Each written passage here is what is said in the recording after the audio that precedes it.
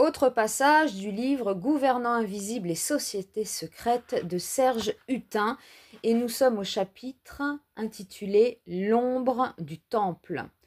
On a écrit des volumes entiers pour savoir si l'ordre du Temple avait secrètement continué à survivre après sa dissolution et si ses instances les plus occultes s'étaient perpétuées, ce qui serait une implication logique de l'existence d'une grande maîtrise secrète de l'ordre.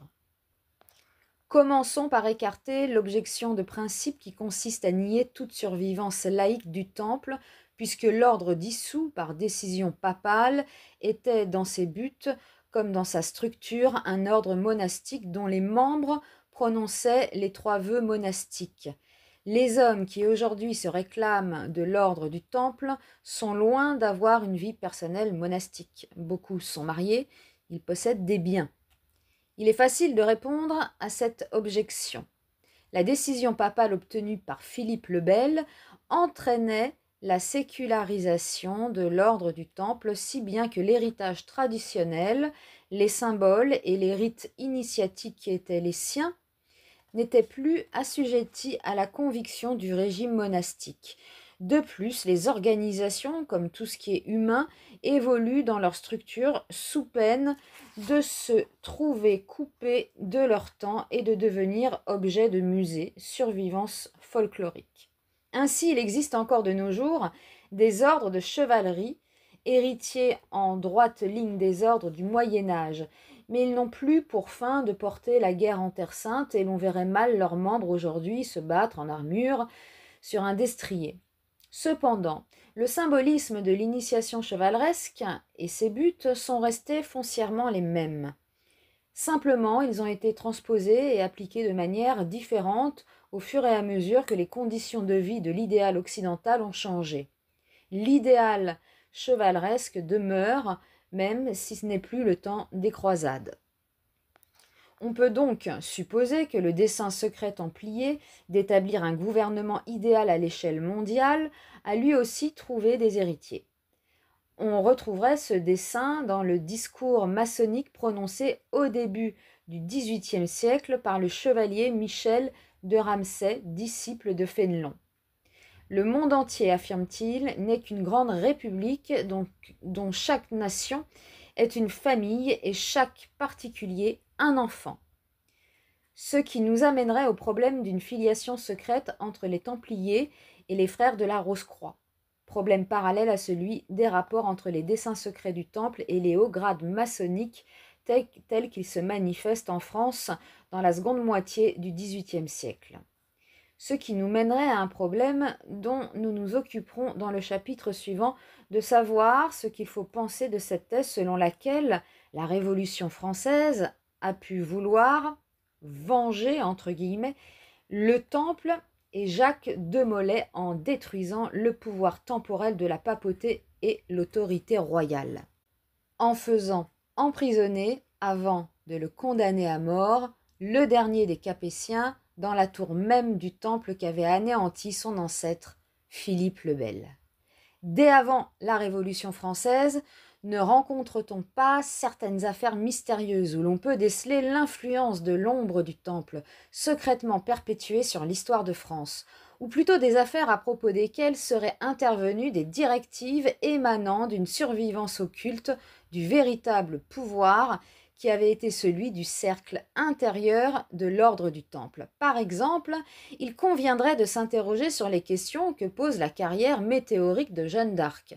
Sans rien ôter à sa valeur personnelle, sans même parler du problème de la sainteté, tout se passe comme si, durant la première partie de sa mission, cette toute jeune fille s'était trouvée, entre guillemets, épaulée d'une manière vertigineusement efficace. Toutes les portes, même les plus fermées, se sont ouvertes devant elle, à l'époque où les femmes, si nobles soient-elles, n'avaient pas à intervenir dans les affaires d'ordre public et n'avaient même aucun pouvoir de décision dans l'administration de leur propre foyer. Imaginons maintenant l'accueil que recevrait une jeune fille de 16 ans si elle se rendait à l'Élysée pour demander au chef de l'État de lui confier la mission sacrée dont Dieu l'a investie. Assurément, elle ne serait même pas reçue en audience et sa démarche se terminerait sans doute par un examen psychiatrique sérieux. À l'époque de Jeanne d'Arc, il devait être bien plus difficile encore pour un personnage comme elle d'avoir accès auprès des grands. Il est assurément simple d'invoquer les miracles qui sont capables par définition de tout obtenir. Mais il serait logique, et cela éclairerait tout, de supposer que la mission de Jeanne d'Arc était appuyée, voire même suscitée, par l'intervention d'une très puissante société secrète au recrutement très aristocratique et qui se rattacherait sans doute à une survivance inconnue de l'ordre du Temple. Quel pouvait bien être en effet le prodigieux secret que Jeanne n'a pu confier au futur Charles VII que seul à seul? N'était-il pas relatif à l'ordre du Temple? D'autres personnalités, sous le même règne de Charles VII, touchèrent très certainement, elles aussi, au plus haut secret templier mystérieusement préservé. Agnès Sorel, la belle favorite du roi, qui était en fait la véritable souveraine, car le pauvre Charles VII ne semble guère avoir eu de capacité politique exceptionnelle. Le grand argentier Jacques Coeur, financier et alchimiste, était peut-être héritier des hauts secrets templiers concernant les routes commerciales directes entre la chrétienté et l'Orient, ainsi que des échanges de tout ordre qui pouvaient se faire entre les deux mondes. À l'étranger, il se trouve que Christophe Colomb appartenait à un tiers ordre qui se réclamait d'une filiation temporaire. C'est du temple réduit à une existence occulte, mais toujours actif, que le navigateur aurait tenu sa mission de découverte. Les Templiers connaissaient fort bien l'existence d'un continent américain et leurs vaisseaux disposaient même, semble-t-il, d'instructions secrètes de navigation qui leur permettaient éventuellement de l'atteindre. Louis Charpentier a réuni à ce propos des indices plus que troublants.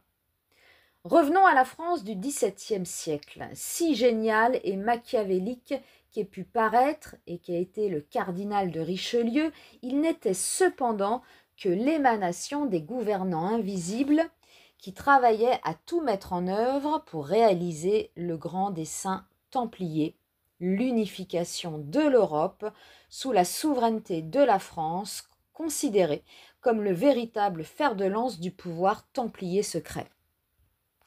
Si nous passons au règne de Louis XIV, nous rencontrons une énigme historique célèbre, celle du masque de fer.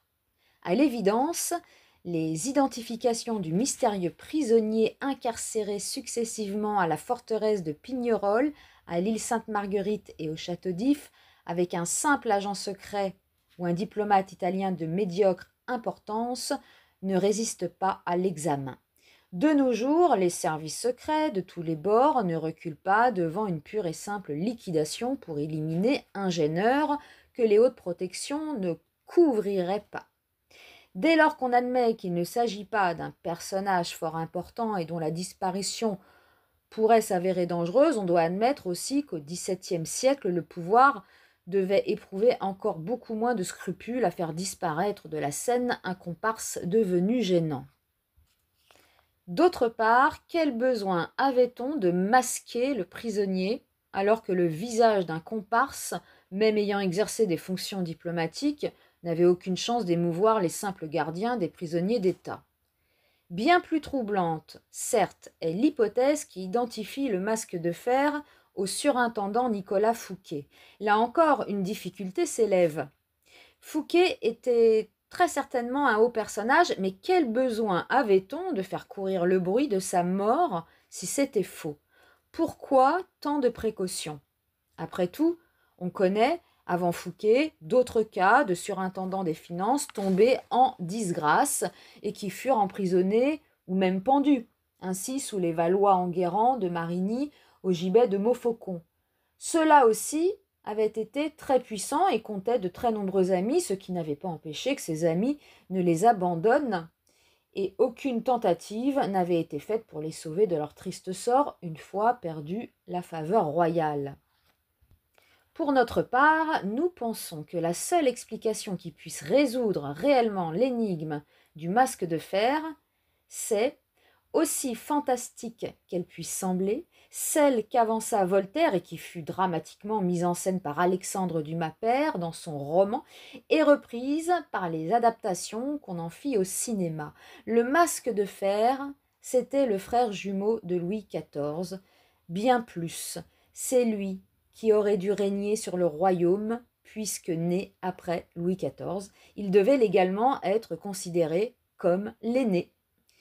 À une dame de la cour qui le suppliait avec insistance de lui révéler enfin le secret du masque de fer, le roi, Louis XV, réclama au préalable un serment si solennel que la dame n'osa aller plus loin. L'ironie de l'histoire venait de ce que, si la raison d'État, où intervinrent les gouvernants invisibles qui veillaient sur le sort du royaume, s'empara de l'affaire, au moment où le jeune prince, sans doute poussé par une faction politique, se rendit à Versailles pour tenter d'y faire reconnaître son droit au trône.